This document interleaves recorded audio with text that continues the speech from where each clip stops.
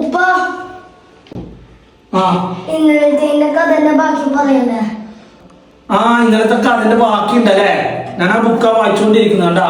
നമുക്ക് തുടങ്ങിയാലോ കഥ? എനിക്കും കേൾക്കണം. എന്നാ രണ്ടാളും നമുക്ക് കഥ പറയാലോ. 1001 രാവുകൾ എന്ന ബുക്കിലെ വളരെ പ്രധാനപ്പെട്ട ഒരു കഥയാണ് പറയുന്നത്. ഇതിൽ ഒരുപാട് കഥകളുണ്ട് അല്ലെ. ആദി ബാബി 41 കള്ളന്മാരും, പിന്നെ മുക്കുവനായ ഖലീഫ, ബസ്രയിലെ ഹസൻ, അലാവുദ്ദീൻ അത്ഭുത വിളക്കും, ഇങ്ങനെയൊക്കെ പറഞ്ഞിട്ട് കഥകളുണ്ട്. പക്ഷെ അതൊക്കെ ഒരുപാട് പേര് കേട്ടതായിരിക്കും ഈ കഥകളൊക്കെ. ഞാൻ ഇന്ന് നിങ്ങളോട് പറയാൻ പോകുന്ന കഥ വേറെയാണ്. ആ കഥയുടെ പേര് ധർമ്മിഷ്ഠനായ ഷെയ്ഖ് എന്നാണ്. ധർമ്മിഷ്ഠനായ ഷെയ്ഖ് വളരെ നല്ല ഒരു കഥയാണ്. ശ്രദ്ധിച്ചു കേൾക്കണം കേട്ടോ. ഇത് 2-3 പാട്ടാക്കിയിട്ട് നമ്മൾ പറയാം. പണ്ട് അറേബ്യയിലെ ഒരു രാജ്യത്ത് ഒരു ഹസൻ എന്ന് പറഞ്ഞ ഒരാൾ താമസിച്ചിരുന്നു. ഹസൻ അയാളുടെ ജോലി എന്താന്ന് വെച്ചാല് ചകരി പിരിച്ചിട്ട് കയറുണ്ടാക്കിയിട്ട് അങ്ങാടി കൊണ്ടുപോയി വിൽക്കുന്ന ജോലിയാണ്.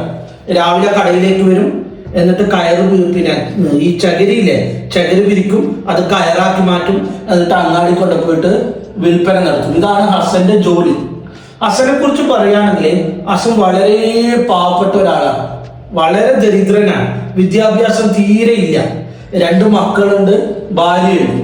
അദ്ദേഹം വളരെ പ്രയാസപ്പെട്ടിട്ടാണ് ജീവിക്കുന്നത്. ഉടുക്കാൻ മര്യാദക്ക് വസ്ത്രമില്ല, കഴിക്കാൻ ആഹാരങ്ങളില്ല, ഇങ്ങനെയൊന്നും ഇല്ലാത്തൊരവസ്ഥയിലൂടെയാണ് ആര് കടന്നു പോകുന്നത്? അച്ഛൻ കടന്നു പോകുന്നത്. അച്ഛൻ വളരെ പാവപ്പെട്ട ആളാണെന്ന് ഞാൻ പറഞ്ഞല്ലോ. അച്ഛന് വിദ്യാഭ്യാസം തീരെ ഇല്ലാന്ന് പറഞ്ഞു. പക്ഷെ അച്ഛന്റെ കടയിലേക്ക് എല്ലാ ദിവസവും വൈകുന്നേരം 2 യുവാക്കൾ വരും. അവരുടെ പേര് സാദും സാദിയും. നല്ല ഒരേപോലത്തെ പേരാണ്.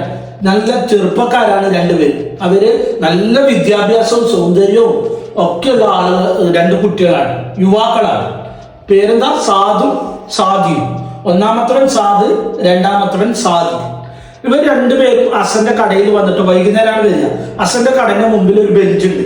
ആ ബെഞ്ചിൽ ഇരുന്നിട്ട് ഇങ്ങനെ ലോകത്ത് നടക്കുന്ന കാര്യങ്ങളൊക്കെ പറയും. ഒരുപാട് കാര്യങ്ങളുണ്ടാകും. നമ്മുടെ ലോകത്ത് നടക്കുന്ന കാര്യങ്ങളെ കുറിച്ചെല്ലാം ഇവർ 2 യുവാക്കളും ചർച്ച ചെയ്യും. അസനുള്ളിൽ നിന്ന് ഇങ്ങനെ കയറി പിരിക്കുന്നുണ്ടാവും. അപ്പോ ഇങ്ങനെ ഇവർ പറയുന്ന കഥകളൊക്കെ, ലോകത്ത് നടക്കുന്ന സംഭവങ്ങളൊക്കെ ഹസൻ കേൾക്കും. അങ്ങനെ അസനും കുറെ കാര്യങ്ങൾ ഇവരിൽ നിന്ന് പഠിക്കും. കാരണം അസന് തീരെ വിദ്യാഭ്യാസം ഇല്ലല്ലോ. പക്ഷെ ഈ 2 ചങ്ങാതിമാരും ഭയങ്കര അടുപ്പമുള്ള ചങ്ങാതിമാരാണ്. പക്ഷെ ഇവര് 2 ആളും എന്ത് വിഷയത്തെ കുറിച്ച് പറഞ്ഞാലും അവസാനം വാക്ക് തർക്കാവും. 2 ആളും നമ്മൾ തർക്കാവും.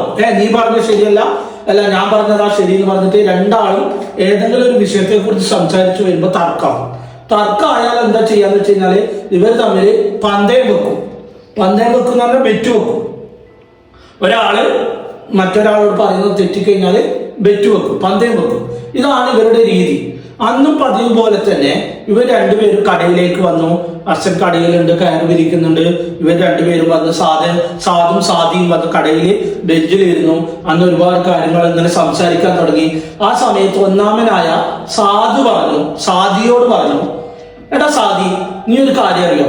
നമ്മളെ ഈ കുറച്ച് പാവപ്പെട്ട ഒരാക്കില്ലേ, കുറച്ച് പൈസ പെട്ടെന്ന് കിട്ടിയാല് അവർ വേറെ പണക്കാരനാവും. പിന്നെ ജീവിതത്തിൽ അവർക്ക് ഒന്നും വേണ്ട. ആ പൈസനെ കൊണ്ട് അവര് വലിയ പണക്കാരായിട്ട് മാറുന്നതാണ്. എന്താ പറഞ്ഞേ? അതായത് പാവപ്പെട്ട ഒരാൾക്ക് കുറച്ച് പൈസ കിട്ടിയാല് പിന്നെ അവരുടെ ജീവിതം സെറ്റിൽഡായി, പിന്നെ അവര് വലിയ പണക്കാരായി മാറി, പിന്നെ അവര് രക്ഷപ്പെട്ടു എന്ന് പറഞ്ഞു. അപ്പൊ രണ്ടാമത് സാദി പറഞ്ഞു, നീ പറഞ്ഞത് ശരിയാണ്, പൈസ കിട്ടിയാല് ചിലപ്പോൾ പണക്കാരാണ്, പക്ഷെ ജീവിതകാലം മുഴുവൻ അത് രക്ഷപ്പെട്ടു എന്നറിയില്ല. ആ പണം കൊണ്ട് രക്ഷപ്പെടണമെങ്കിൽ എന്ത് വേണം? പടച്ചോന്റെ അള്ളാഹുവിന്റെ അനുഗ്രഹം കൂടി വേണം. എങ്കിൽ മാത്രമേ എന്താവുള്ളൂ, ഈ രക്ഷപ്പെടുള്ളൂ, പൈസക്കാരനായിട്ട് നിലനിൽക്കുകയുള്ളൂ എന്ന് പറഞ്ഞു. അപ്പൊ ഒന്നാമത് സാധു പറഞ്ഞു, അങ്ങനെയല്ല, പൈസ ഉണ്ടായാൽ പിന്നെ ഓൾറെഡി പടച്ചോന്റെ അനുഗ്രഹമൊന്നും വേണ്ട, നമ്മൾ പിന്നെ രക്ഷപ്പെട്ടു പോക്കാണ്. രണ്ടാമത് പറഞ്ഞ അങ്ങനെയല്ല, സാധു പറഞ്ഞ അങ്ങനെയല്ല, പടച്ചോന്റെ അനുഗ്രഹം കൂടി ഉണ്ടെന്ന് മാത്രമേ ഒരാള് രക്ഷപ്പെടുള്ളൂ എന്ന് പറഞ്ഞു. ഇവർ തമ്മിൽ തർക്കായി. ഇതെല്ലാം ആര് കേൾക്കുന്നുണ്ട്? അസനുള്ളിൽ നിന്ന് കേൾക്കുന്നുണ്ട്. ഇവർ തമ്മിൽ തർക്കായാൽ എന്താണ്? പന്തയം വെക്കൽ, ബെറ്റ് വെക്കൽ അല്ലെ. ബെറ്റ് വെക്കലാണ് ഇവരുടെ മെയിൻ പരിപാടി. ഇവർ തമ്മിൽ പന്തയം വെക്കാൻ വേണ്ടി തീരുമാനിച്ചു. എന്താ പന്തയം എന്നറിയോ? ഇവർ 2 പേരിലും ആദ്യത്തെ ആള് സാധു പറഞ്ഞു, ഒരു പാവപ്പെട്ട ഒരാൾക്ക് നമുക്ക് കുറച്ച് പൈസ കൊടുക്കാം. കുറച്ചധികം പൈസ കൊടുക്കാം. എന്നിട്ട് നമുക്ക് കുറച്ച് കാലം കഴിഞ്ഞിട്ട് വന്ന് നോക്കാം. അവർ വലിയ പൈസക്കാരനായിട്ടുണ്ടാവും, അങ്ങനെ നല്ല ഉഷാറായിട്ട് അവരെ ലൈഫ് സെറ്റ് ആവുന്നതാണ്. അപ്പൊ രണ്ടാമൻ പറഞ്ഞ് കൊടുക്കാം. പക്ഷെ നീ പറയുന്നത് പോലെ അവരെ ലൈഫ് സെറ്റ് ആവും കാര്യങ്ങളൊന്നും ചിലപ്പോൾ ഉണ്ടാവില്ല എന്ന് പറഞ്ഞു. നമുക്കിപ്പോ ആർക്കും അങ്ങനെ കൊടുക്കാൻ പറ്റിയ ആരുള്ള കൊടുക്കാൻ പറ്റിയ പാവപ്പെട്ട വിശ്വസിച്ച് കൊടുക്കാൻ പറ്റിയ ഒരാൾ വേണ്ടേ? അപ്പൊ രണ്ടാമത് സാധു പറഞ്ഞു, അതിനെന്താ ആളുക, നമ്മുടെ ഈ അസൻ സത്യസന്ധനല്ലേ, ഒരാളെ കൊണ്ട് ജീവിതത്തില് ഒരാളെ കൊണ്ട് മോശം പറയിപ്പിക്കാത്ത വളരെ സത്യസന്ധനായിട്ടുള്ള മനുഷ്യനാണ് ആര്?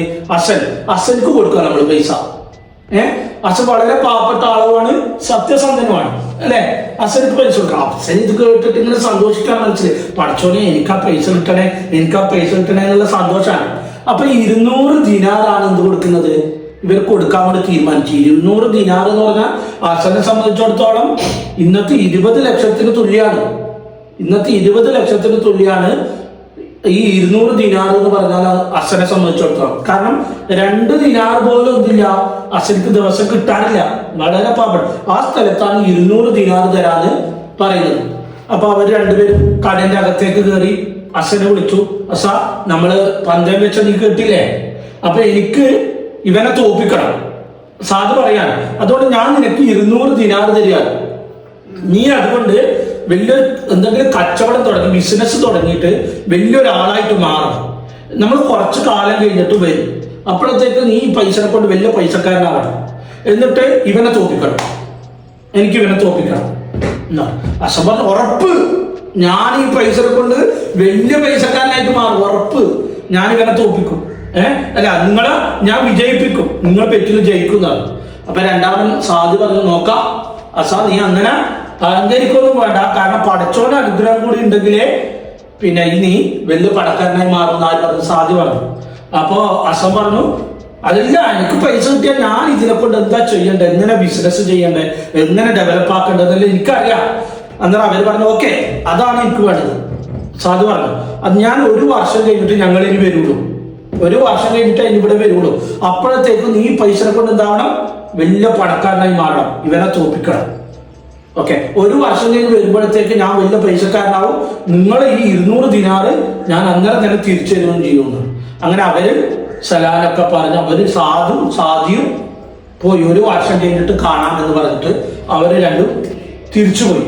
അസൻ ഈ പൈസ കിട്ടിയ സന്തോഷത്തിലൊന്നും ലോട്ടറി അടിച്ച പോലെയാണ്, ഭയങ്കരമായിട്ട് സന്തോഷിക്കാൻ. പഠിച്ചോനെ, എനിക്ക് തന്നെ തരാൻ തോന്നിയല്ലോ, ഒരാൾക്ക് കൊടുക്കാൻ തോന്നിയില്ലല്ലോ, എന്റെ ഭാഗ്യം, എത്ര കാലായി ഒരു 20 ദിനാർ പോയിട്ട് കാണാത്തത് 200 ദിനാറാണെങ്കിൽ എനിക്ക് കിട്ടി, ഇതെങ്ങനെയാ കൊണ്ട് നടക്കുക, എന്താ ചെയ്യാന്നുള്ള ഭയങ്കര ഹാപ്പിനെസ്സിലാണ് ആരുള്ളത്?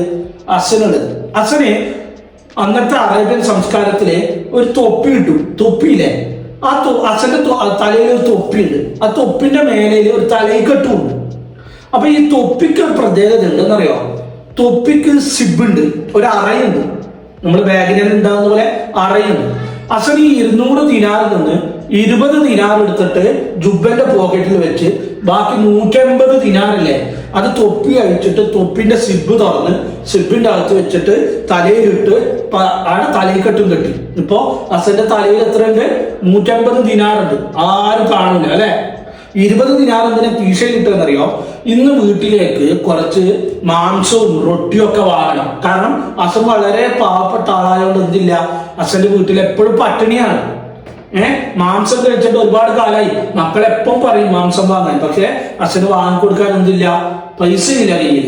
അപ്പോ അസൻ ഇന്ന് വിചാരിച്ചു, ഇന്ന് ചന്തയിൽ പോയിട്ട് മാംസവും കുട്ടിയൊക്കെയുള്ള എല്ലാ സാധനങ്ങളും വാങ്ങിയിട്ട് ഇന്ന് ഉഷാറാക്കിയിട്ട് നല്ല അടിപൊളിയായിട്ട് തിന്നണം എന്ന് കരുതി കടയൊക്കെ നേരത്തെ പൂട്ടി ആക്കി വെച്ച ചകിരി എടുത്ത് കയറൊക്കെ എടുത്തിട്ട് ചന്തയിൽ കൊണ്ടുപോയി വിറ്റ് ചന്തയിൽ നിന്ന് കുറച്ച് റൊട്ടിയും അതിലുപരി കുറച്ച് മാംസവും ഒക്കെ വാങ്ങി അവിടെ നിന്ന് എങ്ങനെ കൊടുക്കാന്ന് വെച്ച് കഴിഞ്ഞാൽ അറബികള് ഒരു കൊട്ടയിലാണ് സാധനങ്ങൾ കൊടുക്കുക.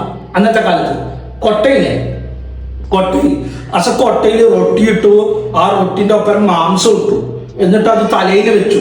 അസനി തലയിൽ വെച്ചിട്ട് പോകാൻ ഭയങ്കര ഇഷ്ടമാണ്. കാരണം എന്താ പറയുക, കയറ് കൊണ്ടപ്പോന്നത് കൊണ്ട് അസന് ഇഷ്ടംപോലെ ഇങ്ങനെ കയറ് കൊണ്ടപ്പോവല്ലോ ദിവസം തലയിൽ വെച്ചിട്ട്, അതുകൊണ്ട് അസന് പിടിക്കാണ്ട് നടക്കാൻ പറ്റും.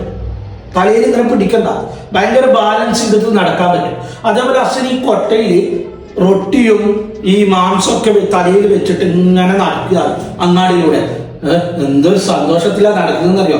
അസൻ ചിന്തിക്കുകയാണ്, എന്തൊരു ഭാഗ്യവാനാണ് ഞാൻ. നാളെ തന്നെ കയറിന്റെ വ്യവസായം തുടങ്ങണം. മുതലാളിയെ പോയി കണ്ടിട്ട് ഞാനും മുതലാളിന്റെ കൂടെ ഷെയർ കൂടണം. എന്നിട്ട് വലിയൊരു കയറ് സ്ഥാപനം തുടങ്ങണം. എന്നിട്ട് വലിയൊരു പൈസക്കാരനാവണം, നാട്ടിൽ അറിയപ്പെടുന്ന പണക്കാരനാവണം. കാരണം 200 ദിനാർ, അന്നത്തെ 200 ദിനാർ എന്ന് പറഞ്ഞാൽ വലിയൊരു പൈസയാണ്. അതുകൊണ്ട് ഞാൻ ഉഷാറാവും, എന്റെ ജീവിതം സെറ്റായി, അടിപൊളിയായി. മക്കൾക്കെല്ലാം എത്ര സന്തോഷവും. മക്കൾക്ക് ഇന്ന് ഇറച്ചിയും റൊട്ടിയെല്ലാം കൊണ്ടുപോകുന്നത് അല്ലേ? ഇങ്ങനൊക്കെ ചിന്തിച്ചിട്ട് അസന് അങ്ങാടിയിലൂടെ കയ്യും വീശി ഇങ്ങനെ നടക്കുകയാണ്. പക്ഷേ അവിടെ ഒരു സംഭവം നടക്കുക. എന്താണെന്നറിയോ?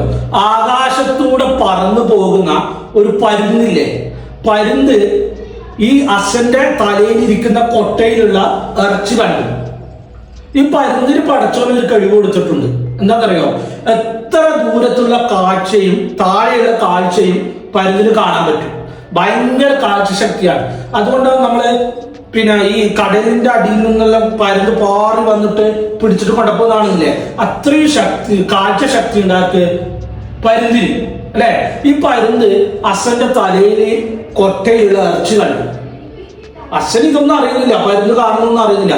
പരുന്തൊരു വിമാനം വരുന്നത് പോലെ സ്പീഡിൽ ഇങ്ങനെ താഴേക്ക് വന്നിട്ട് അസന്റെ കൊട്ടയടക്കം കൊട്ടയോടൊപ്പം ഈ തൊപ്പിയും എടുത്തിട്ട് ഒരൊറ്റ പറക്കലായിരുന്നു മേലോട്ടേക്ക് പറന്നുപോയി. അച്ഛനെ ഇങ്ങനെ നോക്കി, അച്ഛനൊന്നും അറിയുന്നില്ല സംഭവം. പരുന്തി കൊട്ടയും റൊട്ടിയും മാംസവും ഒക്കെ എടുത്തിട്ട് ആകാശത്തേക്ക് പറന്നുപോയി. അച്ഛൻ ഇങ്ങനെ ചിന്തിച്ച് നടക്കുകയാണ്, ആ ബിസിനസ് തുടങ്ങണം, എന്താക്കണം, നല്ലൊരു ബിസിനസ് തുടങ്ങണം, നല്ല പണക്കാരനാവണം എന്നൊക്കെ ചിന്തിച്ചിട്ട് ഇങ്ങനെ നടക്കുകയാണ്. ആര്? അച്ഛൻ. കുറെ സമയം കഴിഞ്ഞിട്ട് അച്ഛനെ ഇങ്ങനെ ചിന്തിക്കുമ്പോ തലയിൽ എന്തോ കലയില്ലാത്ത പോലെ, തലയിലൊന്നും കാണാത്ത പോലെ. അച്ഛൻ പെട്ടെന്ന് ഇങ്ങനെ നോക്കുമ്പോ പഠിച്ചോനെ കൊട്ട കാണുന്നില്ല, തൊപ്പിയും കാണുന്നില്ല. അച്ഛൻ ഇങ്ങനെ ചിന്തിക്കാണ്, ഇതൊന്നും ഇവിടെ പോയി നോക്കുമ്പോ ആകാശത്തൂടെ ഒരു പരുന്ത് കൊട്ടയും തൊപ്പിയും ഇങ്ങനെ റാഞ്ചി പറക്കുന്ന കാര്യം കണ്ട് അച്ഛൻ കണ്ട്. അച്ഛൻ വിളിച്ചിട്ട് കരയാൻ തുടങ്ങി. എന്റെ തൊപ്പി, എന്റെ കൊട്ട, എന്റെ തൊപ്പി എന്ന് പറഞ്ഞിട്ടാണ് അച്ഛൻ നിലവിളിച്ച് കരയുന്നത്. എന്നിട്ട് അച്ഛൻ പറകിലൂടെ ഇങ്ങനെ നിലത്തോട്ട് ഓടുകയാണ്. പരുന്ത് ആകാശത്തൂടെ വിമാനം പോകുന്ന പോലെ പോകുന്നു. അപ്പൊ അച്ഛൻ ഇങ്ങനെ നിലവിളിച്ചിട്ട് ഓടുകയാണ് ഇങ്ങനെ അങ്ങാടിയിലൂടെ. അപ്പൊ ആളുകളെല്ലാം ഇങ്ങനെ ചിരിക്കുകയാണ്, എന്ത് പൊട്ടനായി അച്ഛൻ, കുറച്ച് ഇറച്ചി പരുന്ത് എടുത്തോണ്ടപ്പോ ഇങ്ങനെ നിലവിളിച്ചിട്ട് കരഞ്ഞിട്ട് ഓടുന്നു അല്ലെ, എന്ത് പൊട്ടന അല്ലെ, കുറച്ച് പരുന്ത് കുറച്ച് ഇറച്ചി എടുത്തോണ്ടപ്പോ ഇങ്ങനെ നിലവിളിച്ചോടണം. പക്ഷെ അച്ഛൻ ഈ ഇറച്ചി കൊണ്ടപ്പോഴാണോ കരയുന്നത്? അല്ലല്ലോ. എന്തുകൊണ്ടാ? ഈ 150 ദിനാർ ഈ തൊപ്പിയിലുണ്ടല്ലേ, ഇത്രയും പൈസ ഈ തൊപ്പിയിലല്ലേ. അത് നാട്ടുകാർക്ക് ആർക്കും അറിയില്ലല്ലോ, അച്ഛന് മാത്രമേ അറിയുള്ളൂ. അച്ഛന് ഇങ്ങനെ നിലവിളിച്ച് കരയാണ്, പഠിച്ചോനെ ഇത് ഒച്ചത്തിൽ പറയാനും പറ്റുന്നില്ല, എന്റെ 150 ദിനാർ തൊപ്പിയിലുണ്ടെന്നും. പരുന്ത് ഇങ്ങനെ ആകാശത്തൂടെ കുന്നും മലകളും ഒക്കെ താണ്ടി ഇങ്ങനെ പാറി പോവാൻ, പരുന്നിങ്ങനെ പാറി പോവാൻ. അച്ഛൻ നിലത്തൂടെ ഭൂമിയിലൂടെ ഇങ്ങനെ പരുന്നിന്റെ പിറകിൽ ഇങ്ങനെ കരഞ്ഞുകൊണ്ട് ഓടുകയാണ്. കുറെ ഓടി അച്ഛൻ തളർന്ന് ബോധം കെട്ടിട്ട് നിലത്തേക്ക് വീണു. പക്ഷെ പരുന്ത് കാടും മലകളും ഒക്കെ താണ്ടിയിട്ട് അവിടത്തേക്ക് പോയി കണ്ണിൽ നിന്ന് മറഞ്ഞുപോയി. അച്ഛൻ ബോധം കെട്ട് നിലത്ത് വീണു. കുറെ സമയം കഴിഞ്ഞിട്ട് അച്ഛൻ കണ്ണ് തുറന്ന് നോക്കുമ്പോഴത്തേക്ക് അച്ഛന് ബോധം വന്നു. അയ്യോ എന്റെ പൈസ എന്നിട്ട് അച്ഛൻ നിലവിളിക്കാൻ തുടങ്ങി. അപ്പോഴത്തേക്ക് ഇരുട്ടായി. അച്ഛൻ പതിയെ സങ്കടത്തോടെ എന്തൊരു വിധിയാണ് എന്ന് ചിന്തിച്ചിട്ട് സങ്കടത്തോടെ വീട്ടിലേക്ക് നടന്നു പോവാണ്. വീട്ടിലേക്ക് നടന്നു പോകുമ്പോ അച്ഛൻ ചിന്തിക്കാണ്, പഠിച്ചോനെ 200 ദിനാർ എനിക്ക് തന്നു. 200 ദിനാർ ഞാൻ എന്തൊക്കെ സ്വപ്നങ്ങളാണ് കണ്ടത് അല്ലെ, എന്തൊക്കെ സ്വപ്നങ്ങളാണ് ഞാൻ കണ്ടത്. ഇനിയിപ്പോ ഒരു കൊല്ലം കഴിയുമ്പോ സാധും സാധ്യം വരും. അവരോട് എന്ത് മറുപടി പറയും? പരുന്ന് കൊണ്ടുപോയി എന്ന് പറയാൻ പറ്റോ? നിങ്ങൾ തന്ന പൈസ പരുന്ന് കൊണ്ടുപോയി എന്ന് പറയാൻ പറ്റോ? ഇല്ല. അങ്ങനെ വിഷമിച്ചിട്ട് വീട്ടിലേക്ക് പോവാണ്. ഈ വീട്ടിലേക്ക് പോകുമ്പോ ഇനി സാധും സാധ്യയും തിരിച്ച് 1 വർഷം കഴിഞ്ഞാൽ വരുമല്ലോ. അപ്പൊ എന്ത് പറയുമെന്ന് ഇങ്ങനെ ചിന്തിച്ചു കൊണ്ടാണ് വീട്ടിലേക്ക് നടക്കുകയാണ്. വീട്ടിലെത്തുമ്പോ അച്ഛന്റെ ഭാര്യ സുബൈദ കാത്തു നിൽക്കുകയാണ്. കാരണം ഇന്ന് കുറച്ചു നേരത്തെയാണ് വരുന്നത്. സാധാരണ കുട്ടികൾക്കുള്ള എന്തെങ്കിലും ഒരു സാധനം വാങ്ങിച്ചു വരാൻ ഇന്ന് ഭർത്താവിന്റെ കയ്യിൽ ഒന്നും കാണുന്നില്ല. ഒരു ഇതില്ല, വളരെ ദുഃഖത്തോടെ വരുന്നത് കാണുന്നുണ്ട്. സുബൈദ ചോദിച്ചു, ഭർത്താവ് എന്ത് പറ്റി, എന്താണ് നിങ്ങളുടെ മുഖത്ത് ഇങ്ങനെ സങ്കടം? അപ്പൊ സുബൈദയോട് പറഞ്ഞു, സുബൈദ ഇന്നൊരു സംഭവം ഉണ്ടായി. ആ സംഭവം ഭാര്യയോട് ഇങ്ങനെ വിവരിക്കാൻ വേണ്ടി പോയി. ഈ കഥയുടെ ബാക്കി നമുക്ക് അടുത്ത പാർട്ടി കേൾക്കാം. എന്താണ് സുബൈദ എന്നിട്ട് പറഞ്ഞത്? ഒരു വർഷം കഴിയുമ്പോ സാദും സാദിയും വരുമല്ലോ, അവരോട് അസൻ എന്ത് പറയുന്നു? അടുത്ത പാർട്ടി നമുക്ക് കാണാം. Okay, all the best.